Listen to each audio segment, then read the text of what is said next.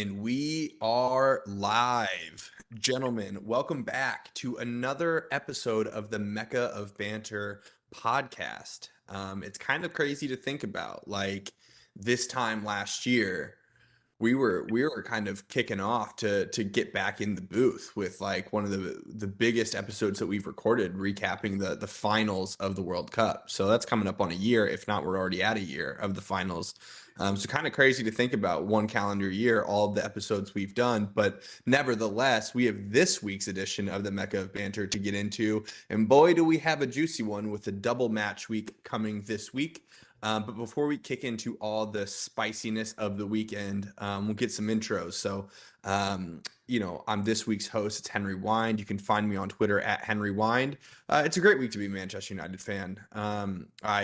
I say this most weeks, just about every single one, because Chelsea Football Club is still a club. So, great week to be a Manchester United fan. And speaking of Chelsea, we'll throw it over to Nikki. How you doing tonight, brother? Absolutely. I was coming fully prepared to talk St. Louis City and all the transfer rumors that have been going around there because watching the other club that I support is awful. And I did Won't not even have a say good the name. um, They who shall not be named. but I'm here because so I don't get fined. You can follow me on Twitter at Hayfee4. But happy to dive in. I will say I did watch a decent amount of footy this weekend. Oh yeah. So it gave me a little perspective. But yeah. Good. Well, I'm glad to hear that perspective. Your takes are always welcomed on this podcast. So, thanks for being here and thanks for the integrity of showing up, even though you don't want to. So, a man that has a lot to talk about, Andy Hoover. How we feeling? Always do. Feeling great. I'm proud of Nicky. Nicky's got some real resolve. There's no way around it. He's out here. He gets into this podcast. My team and everyone else is here and there sees more 3 points. But had we not had the double weekend, I would have been the only 3 points this weekend, which would have been awesome. But that didn't happen. So happy to chat about it. Yeah, I think we're still waiting on a weekend where all of us have won. I don't think it's happened yet on the Well, I pod. support Chelsea, so we're kind of fucked there. Yeah, it's just not gonna happen. Maybe you just drop out next week and we'll find it. But last but certainly not least, number two in our hearts and number two on the table, Lucas Winkleman. How we feeling?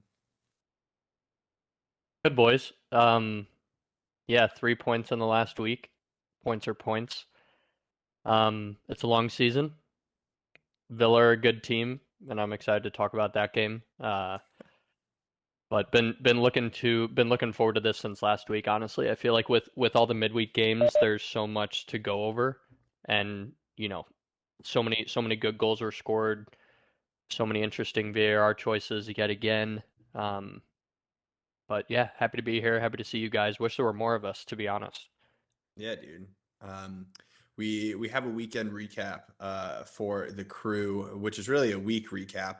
And as Nick mentioned, we do have some St. Louis City news, which is fantastic. It's been a couple of weeks since we've had it. So we're excited to get into that, and then we'll finish with a factor cap. Nick, do you have something to say? I was just going to say, before we get into it, I just wanted to say a statement that I had over the weekend and a little bit of realization that I had. Sure. I had forgotten when this podcast originally started that we had a host on here by the name of Sean Hughes. That man was a Southampton fan, and we all know where Southampton consistently sat in the table. So I kind of took a book out of Sean's page this week and watched some other footage so I can actually bring some more context to this podcast. Because if I had to watch Chelsea all week and talk about them, it would be awful. So I'm here to chat. Well, I'm glad that you're here, man. And honestly, the results this week were crazy. Like there's a There were lot some to good dig ones, yeah. to get into. So yeah, let's do it. Let's start off with midweek. We had Luton versus Arsenal. Arsenal squeaked by the hair of their chinny chin chin on a 4-3 win against Luton. Lucas, do you want to kick it off? Because what a weird game for you all, and the wheels are falling off. Bold statement coming from a United fan, Hey to say man, the back it up on least. the weekend, eh? To say the least. Yeah, beat Luton away 4-3, like they say. Luton's, not everybody can do it on a rainy day in Luton. but we It's did. not for everyone. It's not. You know, Declan Rice is him. We severely underpaid. I don't know if you guys saw on Twitter, but a bunch of Arsenal fans in England started a GoFundMe page for 25 million pounds to pay West Ham because that's how much we underpaid them, apparently, which is just ridiculous thing I've electric. ever seen. I know, but just electric. Great banter. But yeah, honestly, for me, I'm still confused why Raya started both that game and the Villa game. He let in two absolute howlers, and when we signed him, the club, Arteta, made a statement saying that we would be having two number ones. Was I think the quote, or maybe I'm paraphrasing, but He said something like that. Yeah. said that we had two number ones, and it just doesn't seem that way. I genuinely like both guys. Like goalies make mistakes, some more than others. But it just doesn't seem that way. And then for him to get the start against Villa after that, which I know we'll talk about that game in a little bit, was just confusing for me. But thankfully, the guys in front of him, stepped up and outscored them. What was great and what I was happy to see was that our front three and our midfield three all had either an assist or a goal. And in Gabby Jesus's case, had one of each. I really don't think there's much to say besides that. We outplayed them. It's a game that, we should have won and did just that. And, I know that I've said that when we've played other bottom half teams so far this season. But yeah, I think that the teams that go far in the league and elsewhere are the ones that like win the games that they should win. And that was one of them. So. I know I've said this many times, and I think I may actually start doing a little bit of research into it, but what is up with Arsenal scoring goals after the allotted time that they give? This was another Crazy. one. They had plus It's 6 wild. minutes, and he scored in this 97th. Like, Yeah. just saying, like, that is like the 4th time this season that I have brought this up and it has happened. Well, I think that comes down to like two things. One is just like that club culture of never giving up that, some clubs just don't have, unfortunately. But Until we get to the end of the season, they're okay with backing it in. But it's, I'm going to talk about that next game. But Okay, of course. And to be fair, I wasn't really like meaning a lot of banter in that. Like, I know. It's one of the, and then the other part of it is that we possess the ball so much, especially late in the game, that like I think it's genuinely tough for referees once you get past the actual extra time. Like if we're possessing it around the 18, you kind of got to wait until they make a back pass for the ref to blow the whistle, and like we don't really do that. Like once it gets to that point, we're continuing to make like progressive passes and trying to cross the ball in. So it's another one of those things that like whoever, it doesn't matter if it's our team or somebody else's, but like they're going to get pissed if a team is possessing it in the final third and they make one pass like slightly backwards at an angle towards the middle of the pitch maybe, and then the ref blows the whistle. Like people are going to go crazy at that. So it's like a double-edged sword, I would say, in my opinion, with that. But at the end of the day, you don't stop playing until the whistle blows. And so I wish that my heart wasn't beating as fast as it was to potentially drop points to Luton. But like I said, Declan Rice is him. Man, I was so disappointed when that goal went in. You all were, dude. All of you had fucking Yeah. text lined up, ready. Oh, I was 100% did. Oh. 100% did. You were spot on with that. Yeah. Yeah. But you beat the teams you're supposed to beat. So Everyone should be allowed to celebrate late winners too here, by the way. So I was the first no matter person- who you play. I agree completely. And I was the first person to say something just because there was a narrative around Spurs pretty early on that, they're doing laps of honor after beating Sheffield in a 94th minute. Like it was any of that stuff. You should just be allowed to celebrate. It's the Premier League. Like It's the Premier League. I agree completely. it's not like it's a Carabao Cup where, we're playing Blackburn or Yeah. Every game matters in the Premier League. totally. especially with how tight, I Absolutely. would say the race is at this point in the season right now. Like there's, what I don't even know. I would have to check the league, but I'm pretty sure it's like,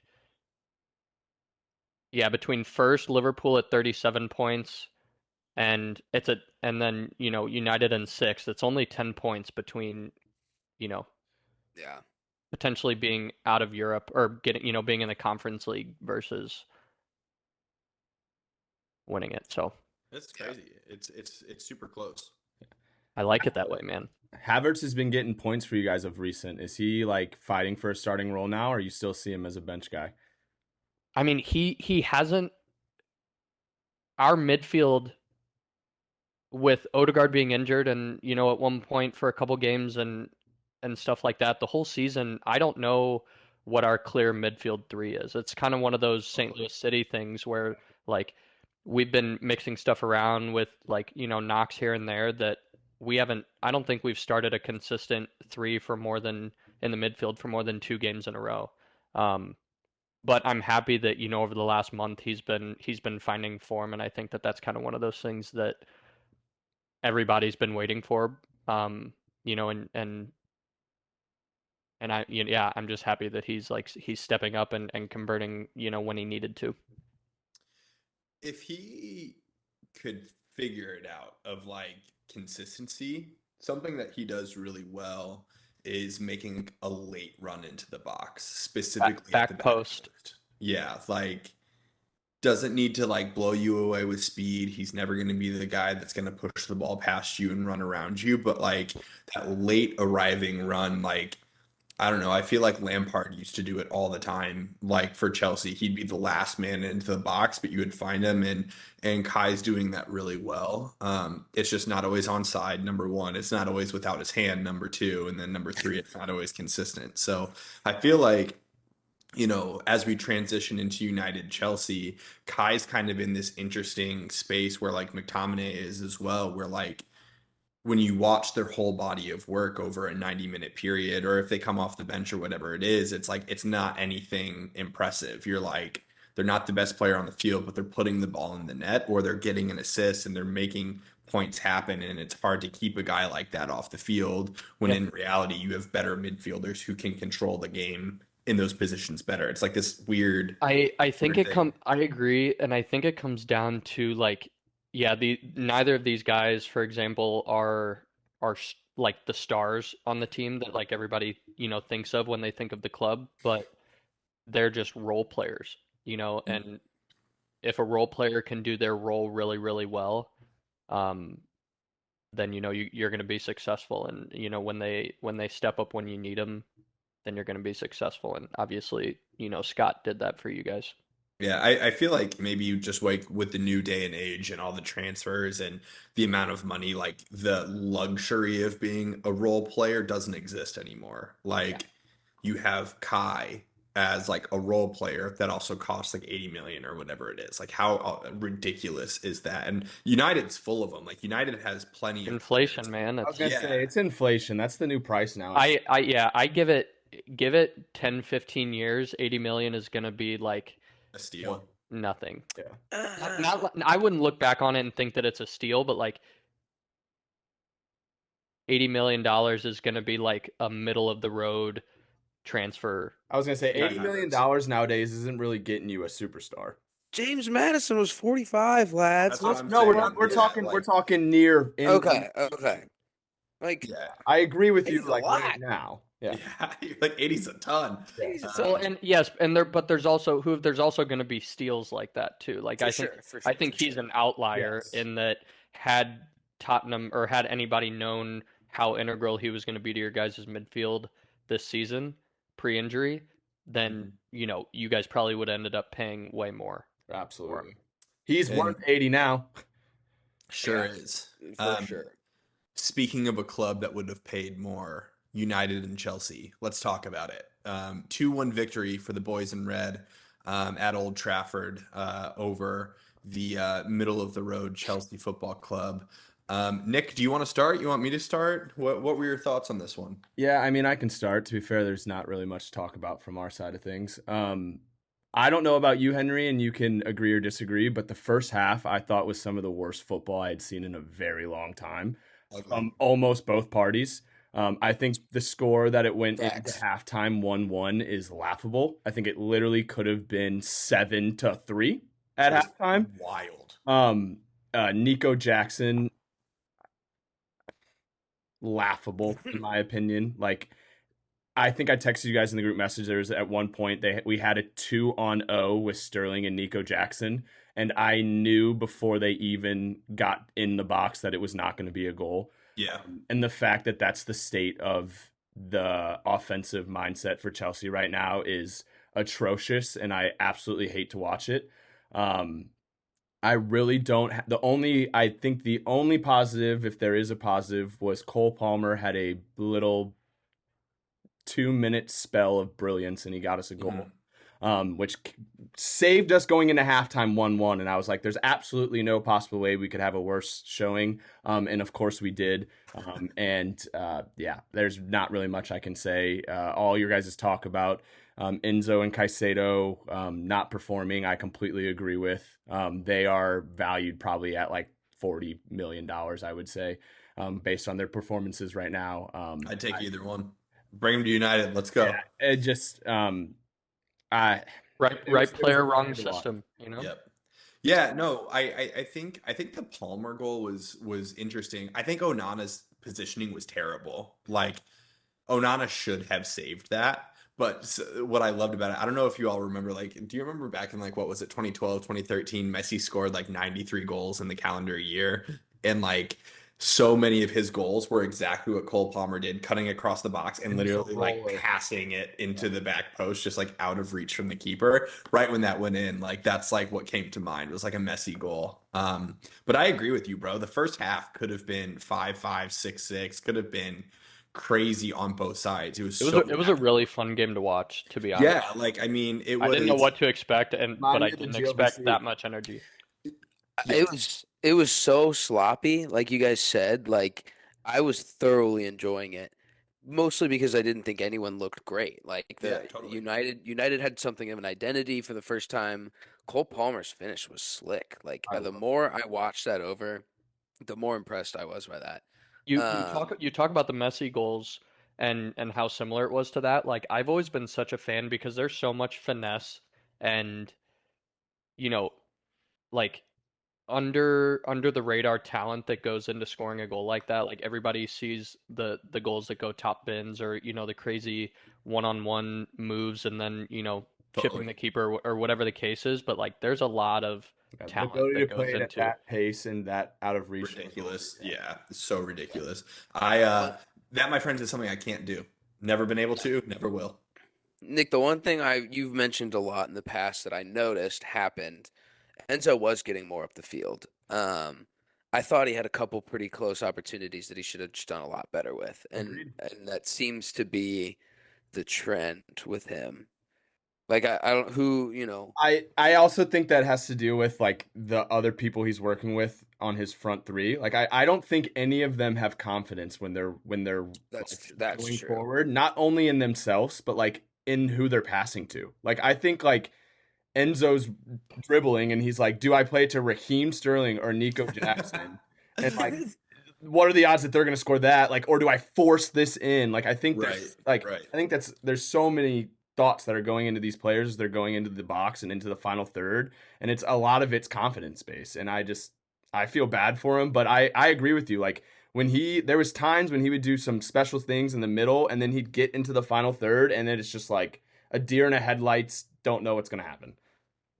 Yeah, it's weird. Raheem Sterling continues his streak of never scoring against Manchester United, which is crazy. He's been around for years and years and years. It's never happened. That's a wild but from the United side, we haven't talked about United yet. I want to give major props to Antony. I thought that was the best performance in a United shirt from Antony.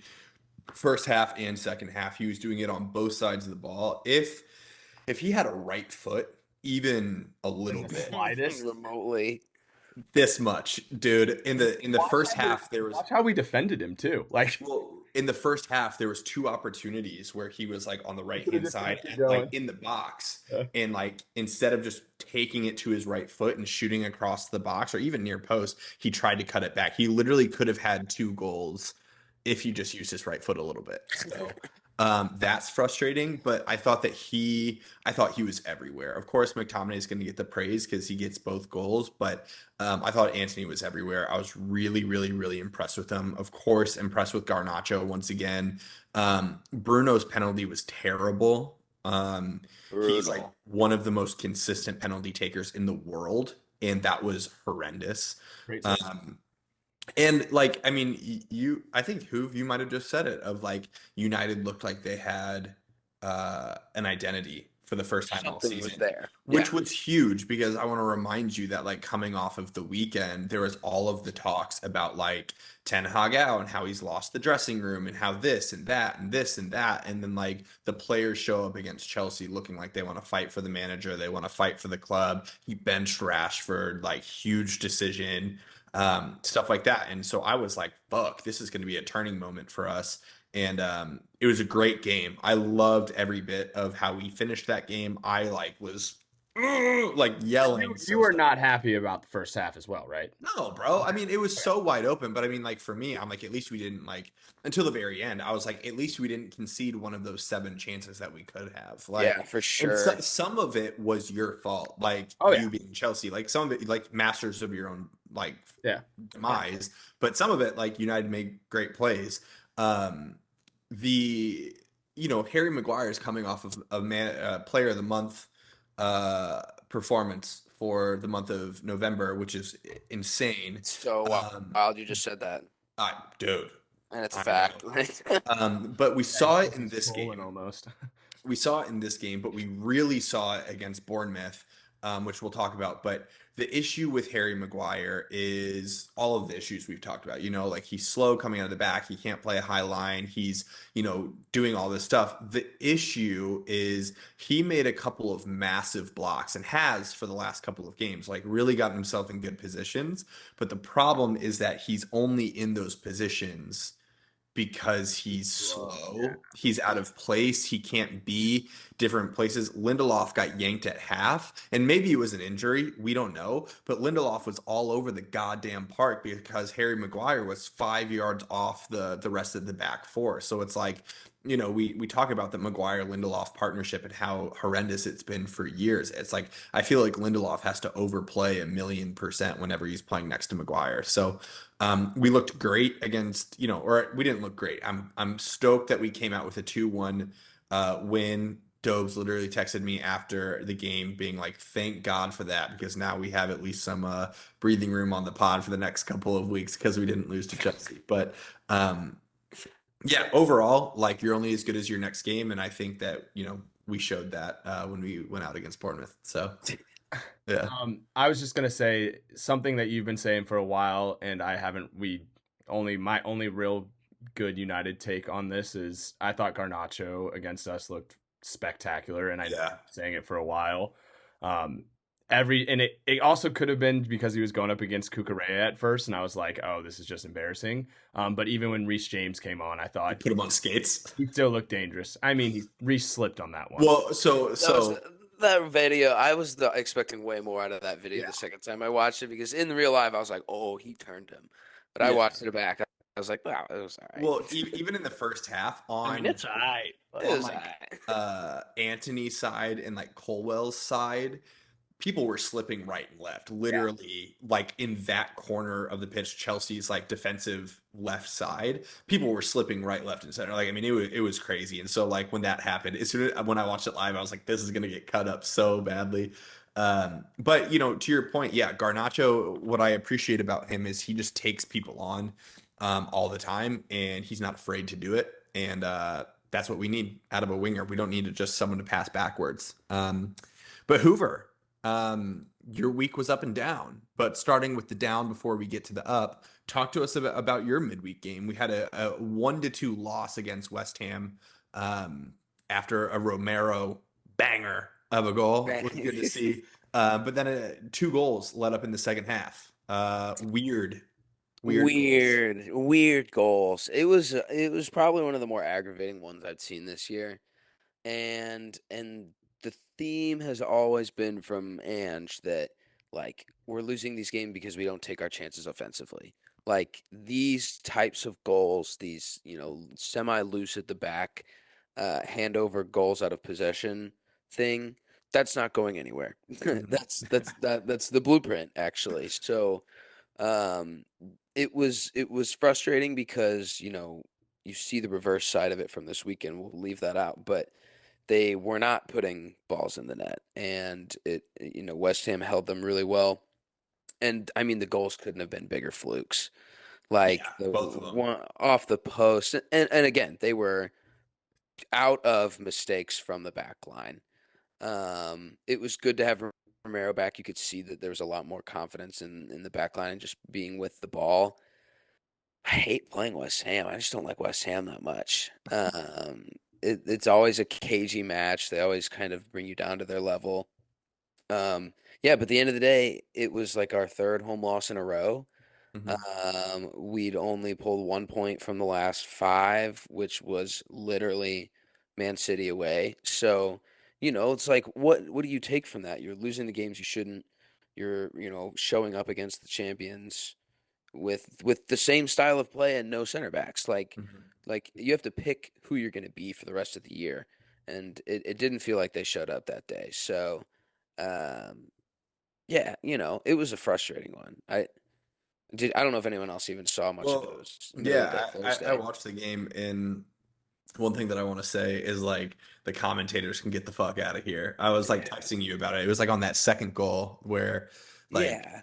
Udogi like lost the ball, passed it back, whatever, and then Vicario came out and like slid at the ball, and the commentators literally said, I texted it to you. What was it? It was like Vicario needs He's got to to be quicker there. He's got to he's be got to be quicker out quicker. off his line. He's got to not be afraid to get kicked in the face there. He has to put his body on the line. And I was like, excuse me. They Like, haven't watched this man play all year. yeah, I was like, That's you, kind of what he you have to does. not be afraid to get kicked in the face. Are you kidding me? It was Uh, ridiculous. yeah, but it was ridiculous. And like what, we don't have to spend too much time like on this one because I think that we can transition really well into like your victory against Newcastle because I feel like we saw two different teams from Spurs.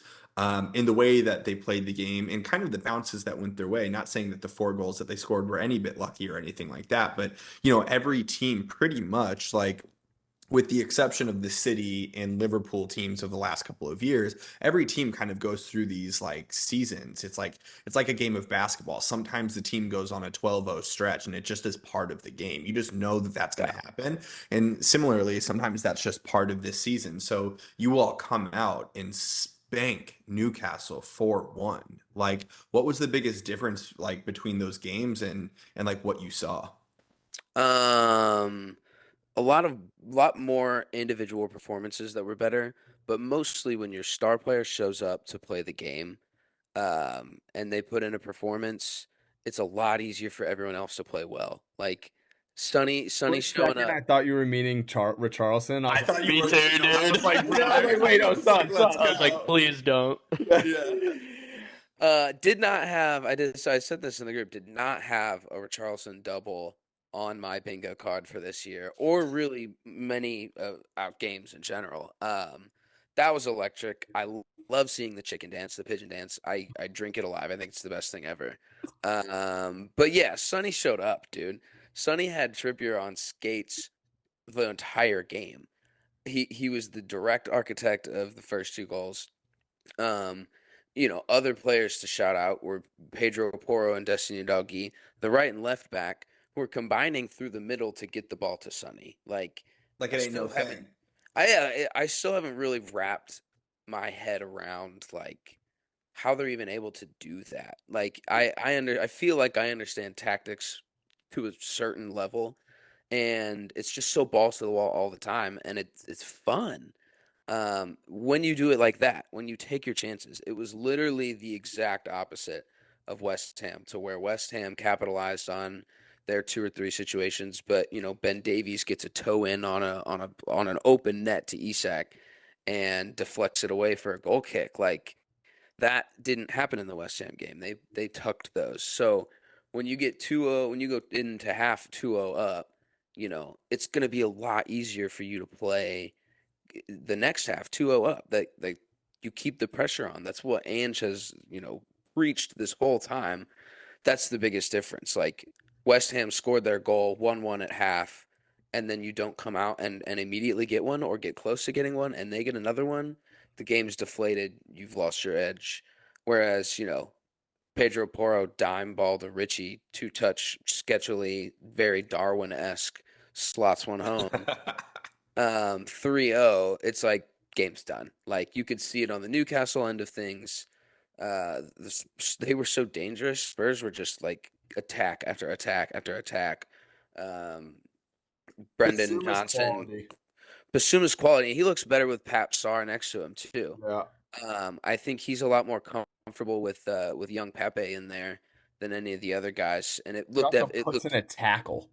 dude, he's almost Romero-esque. He's a lot smarter I was gonna say about his tackles.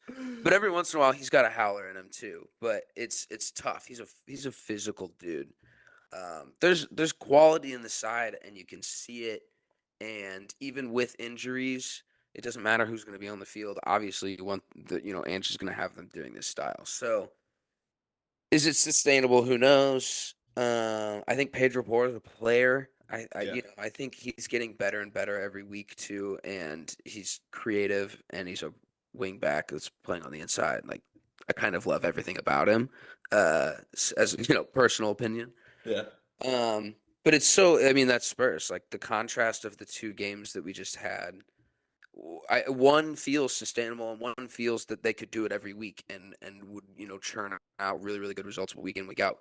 They also blew a goal lead in their previous 4, so it is a little bit Spursy. I'm gonna try and escape that term for my entire life, but I'm not going to. I feel like this is kind of like a different Spurs though. Like I don't feel. And maybe like I'm deluded just because like I like watching Ange and what he's doing, but like I feel like last year we threw that term around. I feel like weekly, like we're like they're just being Spursy. It just is the way that it is. I feel like this year like that actually might be like one of the first uses of that phrase this entire season. To see that and like they're sitting in 5th, like even with some of these really poor I'd be thrilled for 5th. You would. Yeah, and he's been in the job the same amount of time as Poch. Yeah, and like we're not even thinking about how little time he's had. He didn't even have a full preseason. Then he lost the best striker in the world. Yeah, like that's really really really impressive. And with the personnel he had, obviously, Mickey Van de Ven Vicario changed the team completely. Mm-hmm. But that was really all the business that happened. Those were the only 2 guys he got in. Madison too. Madison too. Yeah. But Madison would have been perfect in any manager's side within the system. But it's like for the first time I have belief in a manager. Even when we were losing, dude. Even when we were losing, you could tell that he was pissed off after the West Ham game. I was pissed off. Everyone was really pissed off. We thought we threw it away, but like there was a response. Yep. And they made it happen at home. And Newcastle's good. They're riddled with injuries too. So, but I don't feel like that even needs to get thrown out there because everyone they're in the Champions League. Everyone's got injuries. Like, blow me on that one. So, I love beating Newcastle. Especially the way that they did. The ignorance I've kind of felt from, some of their fans. Like even just watching that video of the fan yelling at Trips at St. James. That was bold as hell, bro. Bold as hell. But I enjoyed this. I enjoyed that one. Yeah, I was stoked to watch that. I was excited to watch a Newcastle demise as well. And y'all are playing great football. It's entertaining as hell whenever it's working. Jamie Carragher tweeted it. He said, "Spurs are playing great football. So fun to watch." Yeah, it's true. Okay, dude. You said sure. Yeah. Fellas, another team that we just have to talk about. I feel like we can't keep going on in this podcast week in and week out and not talk about Villa.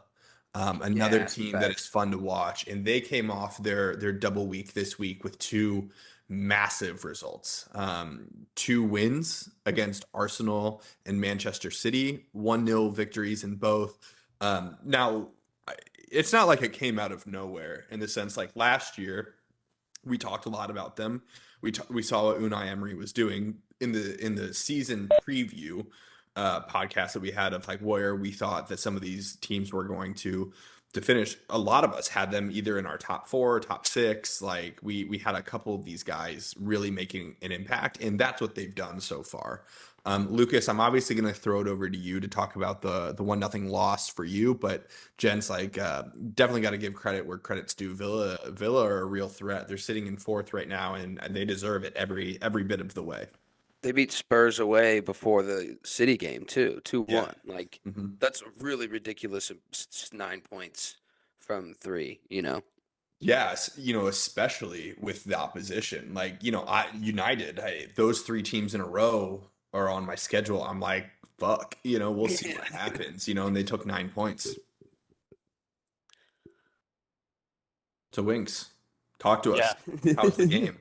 Yeah, I mean, welcome back to the chat. Thanks, brother. Yeah, dude. Tough loss to a good team. I was gonna echo incredible that. Media training right there. Thank you. Yeah, just gutted. Just gutted. Absolutely gutted. No. Yeah, I was gonna lead with that and echo it that at the beginning of the season I predicted they were going to be top 4, and I know that several others of us did too. And at the moment they are absolutely playing like a top 4 team. Dare I say even a title contender, if that's a hot take. But if you can beat the big teams, and then beat the teams that you should beat, I don't see why there isn't an opportunity there for you again with how close the table is right now. But regardless of, us dominating the game on paper, it comes down to who can take advantage of chances when they get them, big or small. And Zinchenko was, caught out of position for one of the few times this year, I might add. He's been historically this year great Zinchenko on both sides of the ball, but McGinn took advantage of that, and I don't really think that it was savable. So even if Ramsdale had gotten the start that game, which he should have, I don't know that he saves that goal.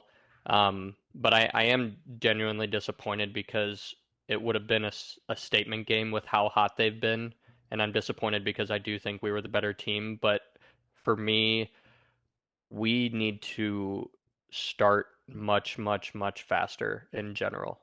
Too many goals. Last season we were the team that came out of the gates absolutely flying, would try and, score 1 or 2 in the first 20 minutes. And this season it feels like we're the complete opposite. Letting up goals in the first half of the first half and then trying to bail ourselves out, towards the end of the game or, even in extra time, as Nikki mentioned earlier. When we pass teams to death, but it can't be like that because, there are going to be teams that sit in a low block better than others and just don't allow us to get good opportunities to get shots on target. And it also can't be like that against these teams that, like Aston Villa, that counter so well and press so well, because there's bound to be an error, or a player out of position. And that's exactly what happened early on in the game. So just have to be better if we want to contend for trophies in any competition. I will say we had a foul not get called and then a goal disallowed. And I know, Henry, you and I were hanging out watching the game together. And at first I was like, no shot, they're calling that a handball. And then watched the replay back, and it was a handball, by whatever unclear definition we have of it. But the ball definition where like the ball hit his hand leading to the goal. Was that the one where there were like 4 different handballs? Yeah. I literally I did watch it several times, and it only hit his hand. So it was it only hit his hand twice. It's not really that big. It only hit it once, but it came across and he hit it like with his shoulder and then his chest, and then but his hand was up here, so he like shouldered it. Then it hit his chest, and as he was lowering his arm, the ball just kind of like dropped and hit off the back of his hand. And so it's one of those things that, it's just unlucky. Like, it's not like he was purposely trying to move the ball to his feet or had his hand way out of position. Like it was in a good position, and just genuinely unlucky the way that it just kind of like pinballed down from his shoulder to his chest down to his hand. And it was a CYC Sunday special. Bro. Bundle it in the back post. Yeah. I hope they can call it. But like Henry said, like that's where Kai has been. That's what he said. Doing well. Yeah. And so the fact that he's like in that position is a good sign. Again, unlucky hand placement there, but Yeah, and then but earlier on in the game, Douglas Luiz had a tackle on Gabriel Jesus in the box, um, and didn't get called a foul, which is tough. Balls above both of their heads, they're both turning for it. Luiz kicks the back of Jesus's like leg, ankle, when he beats him to it, and it's one of those things that it goes back to like it's not I guess it's not VAR specific because the ref didn't call it a penalty on the field, but there's just like an inconsistency. And again, we all four as individuals tend to hone in on it more when it happens to our club. That's just like how it is. But if you're not going to call it a foul, don't call it a foul at all. But if you're going to call it a foul all the time. I've seen, tackles exactly like that happen in other parts of the pitch, and it gets called a foul this season. Mhm. So I have to wonder whether it's like because it happened in the box, is it like are refs I think they're scared more to make the call. hesitant to make a call like Yeah. that, especially in a close game?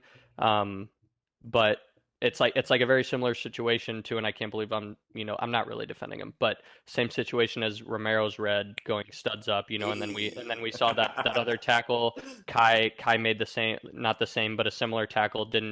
I'd say the same. Didn't get a red, but it's like if you're gonna call it a foul, then call it a foul everywhere. If you're not, then don't. But you just like be consistent, because that's what's more frustrating than anything, and why, when that foul happened, I was like, dude, that's a pen. I've seen the same shit happen, both in the box, midfield, whatever, this season. And, with it not getting called, I'm just like, I don't know what to expect if, you've got 5 or 6 of the same tackles, and, 3 of them are getting called a foul and 2 are not, Totally. all because of where it is on the field. So that's what's like super frustrating to me. But again, in a game where on paper we dominated almost every category and shouldn't have lost, I can't be, complaining about, two calls that didn't get made that could have potentially led to goals. I think that with, we had 4, 5, 6 really good opportunities to put the ball in the back of the net. I know that Martinelli had a great cross to Saka on his right foot, back post early on in the game that he just couldn't connect with. But there were a ton of opportunities for us to score, and we just didn't. So I'll leave it at that. I think that, we have PSV tomorrow on Tuesday, so I'm hoping that we can, get some positive momentum as we head into, was it Brighton this weekend, I think. Yeah, I guess like you mentioned it earlier, but like it feels like the league's a little bit wide open right now, especially in that top four. Like, yes, Liverpool are at the top, but it's not like they're 10 points clear. Like, Yeah. it's all there for the taking. Failed to mention in your analysis of the game, your former player, Emi Martinez, standing on his goddamn head, making numerous saves, just being the freak that he is, and Better than all of the antics, all He of is the so mind good. games, all of everything, man. Is he the best goalie in the Premier League right now? Better I than feel Alisson.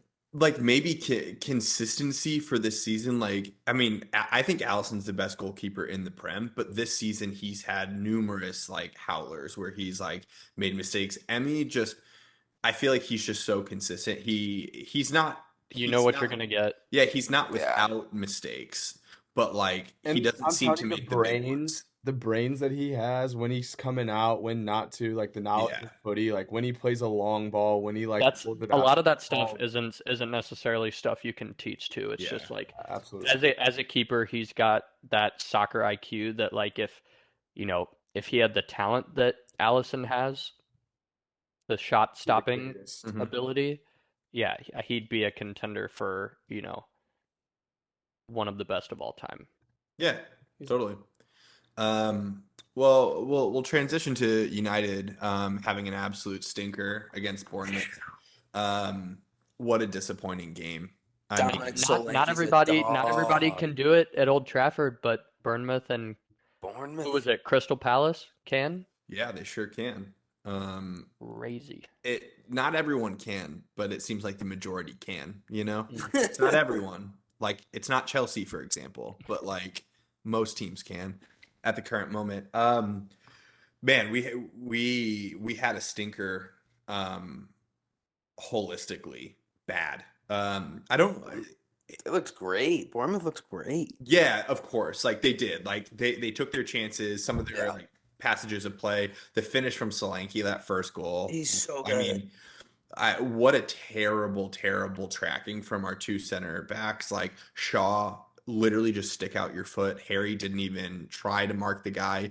Amrabat let whoever it was, I think it was like Cook, the center midfielder, just through the middle to play that ball in. Like Amrabat, like just didn't track him at all. Like just stupid shit that happened right away.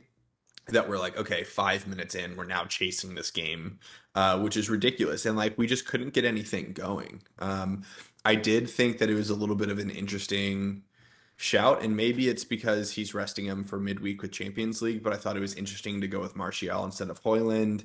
I thought it was interesting to go with Amrabat and McTominay instead of Mainu. And like, I just thought that it just wasn't the right blend. Luke Shaw had one of his worst games in a Manchester United shirt. I was just about to mention, because you liked him being in that left side center Loved back. him. Yeah. He looked off it from minute one, and it just never got better. And he even got yanked in the 80th, which doesn't really happen all that much with him. Got yanked and threw in Johnny Evans because I think Ten Hag was just so frustrated with what they were doing. And like, to some extent, I wouldn't have started that 11. I would have made a couple of changes, especially for Mainu and Hoyland. But like Ten Hag, man, you set up the game, you throw out the strategy, and then your players just don't mark up on the back post. Like it's the same thing with Wan-Bissaka falling asleep at the back post last week. Like Ten Hag is not to blame for that. And it's just so disappointing that we go from the Chelsea game where you're like, finally an identity. Here we go. We're like on a roll. And then they show up with literally like one of the worst performances I've seen them play. And what was crazy too is like, I was watching the game and every goal that went in, I was like, of course that happened. Like, we're playing like shit. We have no fight in us. Of course it happened. And like, I've had games where I've been like so mad I want to like kick my TV and break it. I think I was just like, I was honestly like, I was embarrassed. It was like as if you just like pulled my pants down in front of a crowd of people. Like, I was really embarrassed watching the game. I feel like that's Yeah, we're just basically what bad when Bournemouth we did. started to give you. It's kind of did do that. Yeah, I mean that's what happened. But like, it Cherries, showing off their cherries. yeah, you know what I'm saying, baby. Come on now. But yeah, you look across the board. I know that Fat Mob isn't everything, but you see, Bruno with an 8.0, Anthony with 7.2, but and Reguilon had a 7.2, but everyone else is well below that.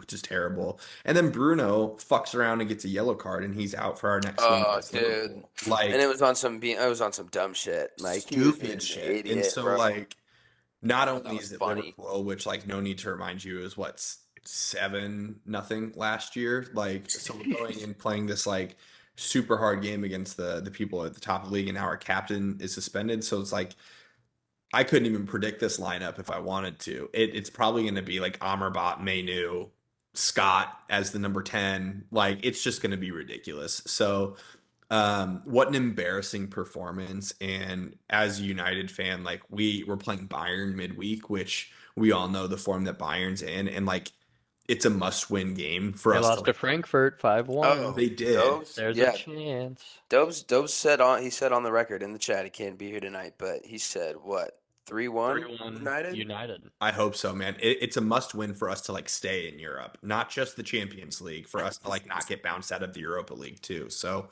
How does that work? because like the Europa League, you have to finish third, and if we don't Duh. win, we're fourth, and like just Yeah, not really able for us underneath to get back. Copenhagen. At least you don't have to scroll to see you guys. Yeah, I know. I mean, there's still something, but it's the tale of two things. Like what I want to remind myself for perspective is that like United has played like pretty okay at times this season, and they've played atrociously as we saw against Bournemouth, and we're still sitting in 6, like 3 points off this Tottenham team that we all have talked about how much we love watching them, and we're 6 points off of City, which is a pretty crazy thing. So it just speaks to how wide open the league is as well. But it was a terrible showing, an embarrassing showing, and I'm hoping that we don't capitulate midweek. So we'll finish up our week recap with the Everton boys. A 2-0 dismantling of the Chelsea Football Club. A game that we A saw 2-0 dismantling. a game that we saw a team that might be bottom of the league because of a point deduction. Nope, they are in 17th, which is 5 points away from you. So just as a reminder, Chelsea is currently sitting in 12th place at 19 points. Everton is in 17th place with 13 points with a 10-point deduction. So think about that. They're 6 points. You're 6 points ahead of them, and they had a 10-point deduction. So that's kind of crazy. And then we saw comments after this game that Pochettino was calling for more signings. More signings, as if the 500 to 700 million spent is not enough. Did he really say that? Was that like Oh, yeah. Yeah, he did. somewhere? Oh yeah, Yeah, when you no, have a- post-match interview saying that they need more signings. We need to in make the some door. changes in January. Yeah, when our Wow. injury list is 20-something people deep, and we haven't I say they just anybody who's injured, just We fucking haven't drop had- them. we haven't had Struggle. the same starting lineup 2 weeks in a row, and we have no other competitions in the Premier League. So that just shows where we're kind of at as far as personnel goes. We're supposed to have Why are they getting hurt though? You guys aren't in Europe. I've been You're saying playing this less from the games. beginning. Chelsea's training staff Believe needs me. to get freaking changed out because Have to, bro. Like it's It's an yeah, you're right. excusable. it's a joke. Reece James plays at 26 minutes, finally back from a red card, and he has to come off. Like I do think that the Reece James thing is a little bit niche, though. Like, it is, but it also like we have 20-something injuries, huh? yeah, And well, we you have are 10. only playing in the Prem. 10 injuries, Oh, Pump the brakes. but your 10, bench is okay. still stacked with a lot of pounds. 10 injuries. That it's not A 10. lot of dull hairs. It is 10. I just counted them. Name them right now. I'll Okay. give you more. You'll give me more than 10? Okay, give me 1 sec. I just had it. Let's see. I have my list: Fafana, Shalaba, Lavia, Madueke, Bettinelli, Gusto, Leslie, Nkunku, Chukwuemeka, and Ben Chilwell. James Sanchez. Oh, did they get injured during that game? Yes. So 12, but 10 going into that game. Yeah. So, yeah. Neither is 20, I believe. Okay, it's if an my math is over-exaggeration, correct. Almost but it's add a them lot of up and fucking then injuries 20, compared you to know? all you guys. 22, technically. Everton are You're like, but roll, speaking bro. of, Everton's sick. Yeah. Everton are good. Like they're dikeching it. Hey, They put it to yes. Newcastle too. Like they've won a couple in a row, and the story at Goodison is so electric to me.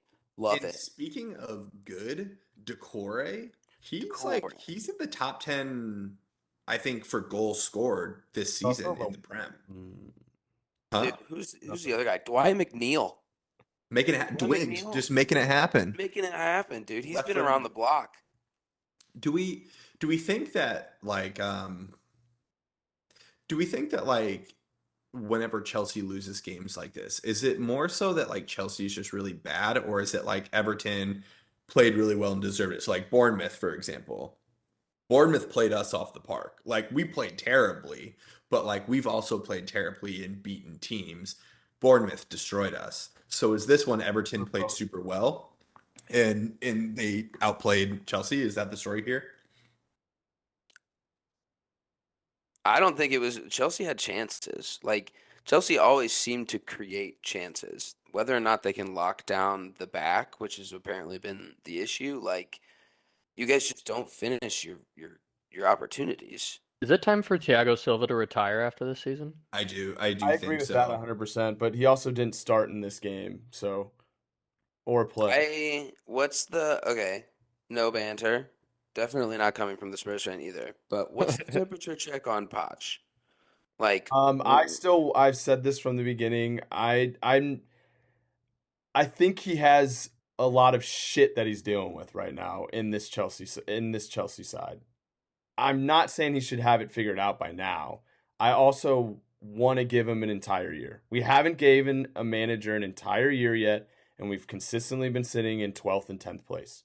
So obviously we need to switch something up, and I hope they give him an entire year, even maybe next year as well, to at least give us an identity. And if it sucks, then we can blame it on him, and then we can move forward and try and find a better manager. Like right now, you guys have said it week in and week out, Chelsea Football Club, like we have a culture and this identity of like ingrained into our system in the last like year and a half, 2 years, and like we're just like shoveling managers out and wingers out like it's nothing because we can't find the net. And like at some point, like I'm hoping someone's gonna finally figure it out, and we're gonna give them the length of time to figure it out. I'm also hoping some of these injuries, like in Cuckoo, maybe like I don't know, like Yeah, you need a spark. spot. I was so excited to see him in the Prem Me too. too. It was shitty. Me too.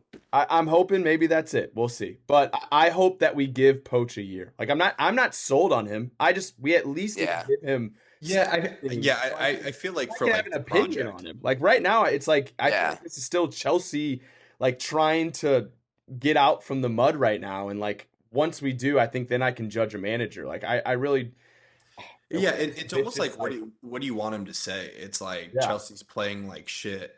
So like again, not to make this about like United, but like frame of mind that I'm in right now is like, so people are like calling for Ten Hag out for people, but I'm like, but what's the alternative? Like the alternative is you bring in a new manager, they're given like no money again. They have this club that they inherited that they didn't bring in, and then they have to like try to implement their system. I kind of agree with that logic for Poch as well of like, if he is your guy, you got to at least give him to the end of the season to try to work this shit out. Like what I can't quite figure out. It was the same thing with Potter though. Like Potter lasted what, like 7 months, 8 months in the season before it went to Frank. But like you have 7, 8 months and you can't improve anything. Like that is what's a little. There's been no identity. That's the kicker, because I've seen this, I've been there, I've done this, even with this specific manager.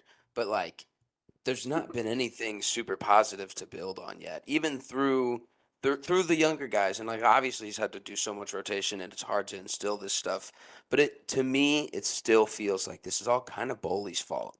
Like he put Poch in a room with a bunch of really young talent, and he was expected to immediately be able to make this culture change. And my comparison is Ange, because there's way less new faces, new kids. There's not been a ton of money involved. There's not been a ton of transfers. You kind of still had the same core guys who were like, okay, we want to rally around something. Whereas Chelsea's got a ton of random people from different places, and they're expected to put it together. So that's where I'm with you 100%. We have like we don't have any club legends or like club veterans in our there's no really like not a lot of Conor Gallagher maybe, but like Connor's young as shit, and like we have a bunch of youngsters, but like I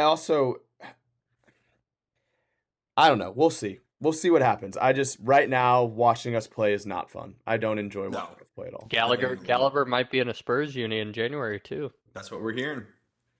I don't rumors are swirling, and it's feel coming like from ESPN, both of us FC, so both of us have the same reaction to it. That's a lame transfer. We're both just going like, I mean, you talk about transfers, and we're not going to dive into it on this episode, but it is the 11th of December at time of recording, and it is a little surprising that there haven't been more transfer rumors, or at least from what I'm seeing. Like typically at this time, like I mean, it's exploding on Twitter. Fabrizio is normally like blowing up timelines, and like there just hasn't really been a whole lot really with anyone. Like I haven't seen any big transfer rumors. Typically at this time we're like, oh, definitely so and so is going here. So we'll see. So that's our weekend recap. Chelsea are shit. Rest of us are trying to figure it out. And also it's really interesting because obviously I was telling you guys earlier, my girlfriend just recently moved in, so like trying to convert her into a Chelsea fan, I've been having to just like, babe, we'll be good at one point. I swear to God, this time we'll be good. Give us time. Because week in and week out, just like she literally is like, so did Chelsea lose again? And I'm like, that's hey brother, you and I have similar situations on that front. So yeah, same. Like Paige sometimes is like, oh, yeah, they guys, lost again, and you're like, Lucas. Gentlemen, we have some St. Louis City news. We have a transaction that happened. Na na na na. We're seeing Na, na, two players na. leave. We're saying goodbye and thank you for your service to Jared Goodbye. Stroud and Lucas Bartlett. And incoming, we have Chris Durkin, who is a center midfielder, primarily a center defensive midfielder that can play anywhere in the center and on the right hand side of the pitch. So initial reactions to this, because it's been a minute since we've had St. Louis City news. So initial reactions. I'm gonna say it. Sorry, boys. Gotta say it. I am thrilled to see Mr. Stroud gone. I am absolutely thrilled. Lucas, thoughts? I think they both needed to go. You know, from what we had heard as far as rumors, you know, Bartlett wasn't the best in the locker room, and you never want any of those guys on your team. From what I understand, you know, Stroud wasn't that guy, but we saw him, you know, on the field and just didn't really fit the way that we played or the way that we wanted to play. And so I, you know, obviously didn't watch Durkin a whole lot this year, but you know, excited to see what he can bring, but also having another center defensive mid, even if he can really play anywhere in the midfield, makes me wonder exactly how we'll line up next year. You know, is Blom going to Europe? You know, Well, it's something we talked about, like I think on the last episode, as a position that we need. Like I totally. That's, and I'm pumped that we got that, especially because I think we also mentioned like Lowen, like giving him more freedom. Like I think this allows and more freedom for him to play offensively. Personally, like my initial reaction was I was shocked. I was shocked that Stroud was part of that deal. I was too. I was not surprised at all that Bartlett got moved on. Like I think we saw it all the way back in like February, or not February, sorry, I got my months mixed up. But we saw like a couple of months ago, he kind of got dropped from the lineup, never really made his way back to the lineup. Saw that coming from a mile away. If I would have guessed which of our wingers got moved on, Stroud literally would have been at the bottom of my list just because of how much he played last season, especially as it got to the business end of the season. It felt like he was Cardinals' go-to guy. I was incredibly surprised by that move. I agree. But also sometimes some of these teams that are, you know, trying to sign guys or put them in deals, I feel like they're more likely to pick players, you know, good, bad, or otherwise decent that they were able to watch more film on. That's true. Versus like a winger of ours that, you know, maybe played a couple games. Like it's a lot tougher sell. I know what they're going to get. A team to want to sign them when they don't know what they're going to get. Yeah, I just like feel like, you know, when we did our season recap and we talked about those areas of the field that we needed to address, wingers was like one of our first positions. And like a lot of us said, like, hey, like maybe Stroud isn't cutting it as our out and out starter, but like off the bench, throw him on the last 20 minutes. Like that's fine. It's depth in that position. I was just incredibly surprised with it. So Durkin coming in, I, you know, immediately started like, you know, searching who this guy is. He grew up in the USA system, played overseas, I want to say in Belgium for a year or two in his like 18 and 19-year-old season. He's only like 20 years old, scored 2 bangers for DC this year. But he's like a defensive midfielder, can play a long ball when he needs to. But when I look at our starting lineup right now, you're putting Blom, Leuven, and Durkin hopefully into the starting lineup. You don't know. It'd be weird to make a move that isn't going into the starting lineup. But like at the end of the season, Leuven came out in that interview and said that he likes playing the number 8 role or the number 6 role, and Durkin is that. So I'm like just very confused with, like you said, Nick, like what happens to the starting lineup. But who knows, you know, like we don't have a peek behind the curtain. We don't know what's going on inside of the club, but like this move for me, like them making this move definitely tells me that there's more moves to be made in this offseason. If they went out and just signed like an out and out striker, or excuse me, an out and out winger or an out and out like wing back, I could be like, okay, maybe we're not doing too much business because that's kind of what we need. This move tells me we're dealing. I think we get another center mid, if I'm being completely honest. Like I think this was. Do you? I think it was a depth type move. Like I know you said he like kind of immediately goes into the starting lineup, but like I don't know. I think it was kind of like we're getting some of our lengthier depth players off and getting another depth in a different position. Was Well, kind of like how I looked at it. I don't know. Like I mean, I don't have a big enough sample size of like looking True. at this guy's like body of work over the season. I just Mhm. wasn't watching DC. Like I It's watched also them a our couple first like times. it's our first MLS like Totally. transfer too. So like I don't know like what like the aspect of like some of these like are they doing these just for roster moves or is this like actually they want these players and they're fitting their system? Like I have no Yeah. idea. Yeah, and so like I don't know, just like from the outside looking in, I would hope that if we made a move like that, that Durkin would go into our starting lineup. And if he's just a depth player, like I'd just be surprised that we Got gave up one of our consistent starters for that.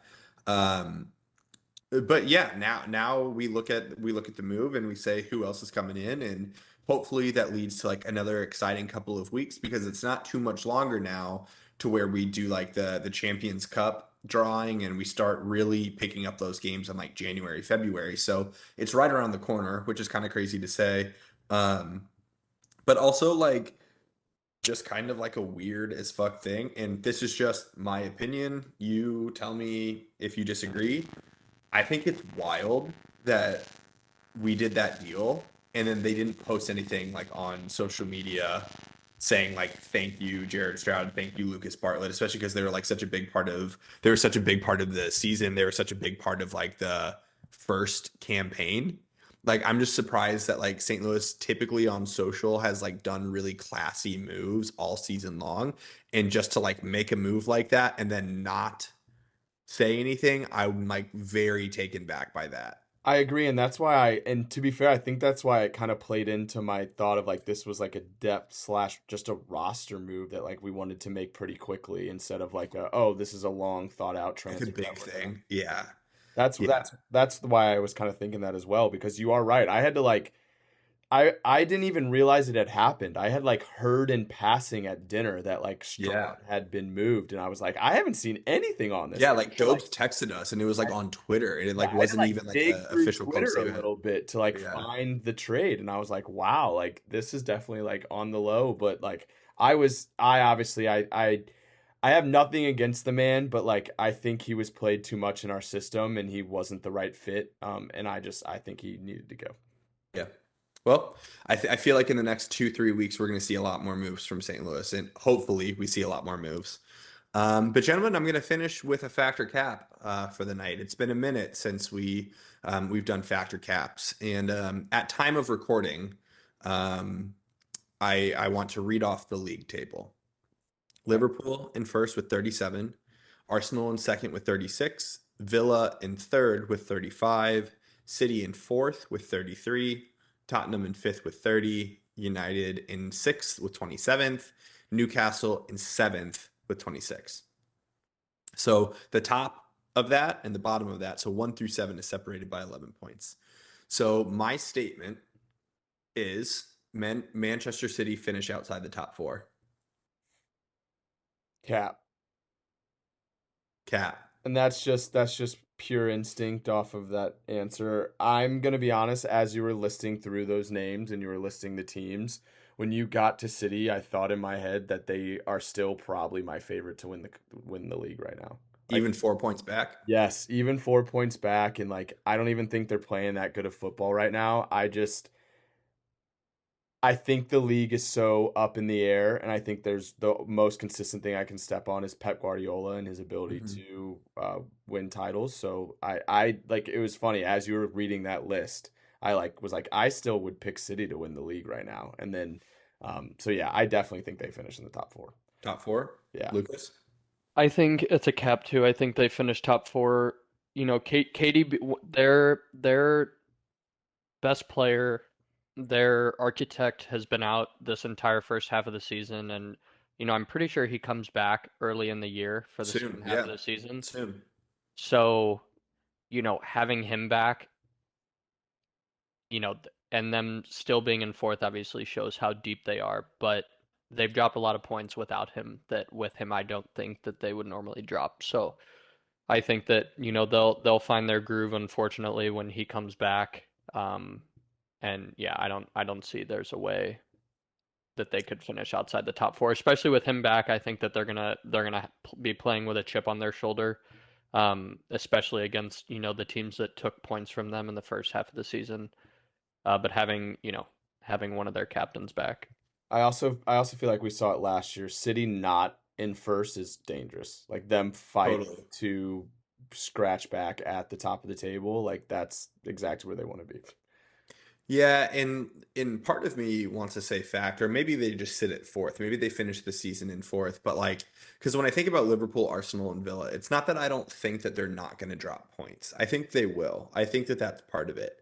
Tottenham, as we know, they're 3 points behind City, and they're still two of their best players are injured. They're coming back too. Like that's going to happen at some point. And then you have United, who's still injured. We're not playing like great football by any means, but we're 6 points behind City. There's still like games to push, and this Newcastle team can show up and beat anyone in the entire world except for Spurs. But like, they're only 6 points, they're a couple points back from that, 7 points back. So I think the league is really open, but history has told us that like you said, a City who is sitting not in first place has something to prove, and you're not going to bet against that. I don't know. I just think that.